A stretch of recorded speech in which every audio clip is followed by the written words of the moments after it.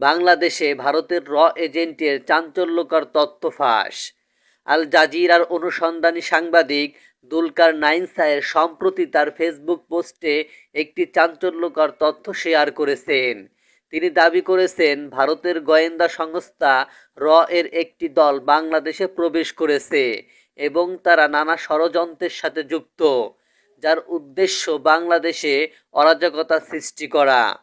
সাংবাদিক সায়ের জানান, এই অপারেটিভরা বাংলাদেশের আগামী নির্বাচনকে প্রভাবিত করার লক্ষ্যে অস্থিরতা সৃষ্টির একটি অংশ হতে পারে।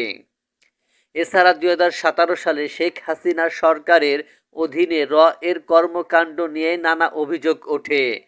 বিশেষত শেখ হাসিনার পতনের পর ভারতের গোয়েন্দা সংস্থা বাংলাদেশে অরাজকতা সৃষ্টির জন্য বিভিন্ন অপারেশন চালানোর চেষ্টা করেছে। এর এজেন্টদের বাংলাদেশে প্রবেশের তথ্য সামনে এসেছে।